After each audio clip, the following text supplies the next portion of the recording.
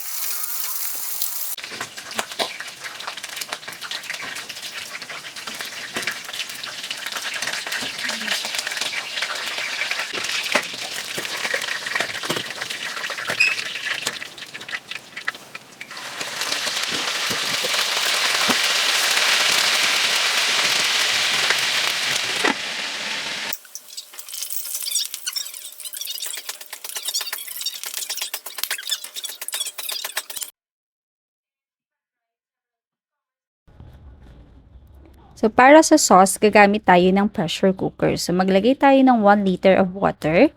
And then, add the garlic, onions, and ginger. Maglagay din tayo ng 150 grams of tomato paste. And then, 1 cup of soy sauce.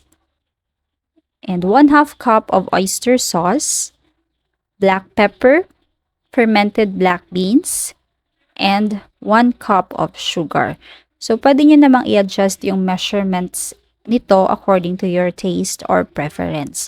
So, i-mix lang lahat ng ingredients and then pag na-mix na, pwede na nating ilagay yung fried na chicken feet. So, fry natin siya para mawala yung stickiness ng chicken feet. Ayan. So, ilalagay lang natin siya sa pressure cooker for 30 to 40 minutes. And then, ilagay na rin natin yung or after 30 minutes, pwede na natin i-add yung mushrooms. That's it. Enjoy your chicken feet. So please follow our page for more.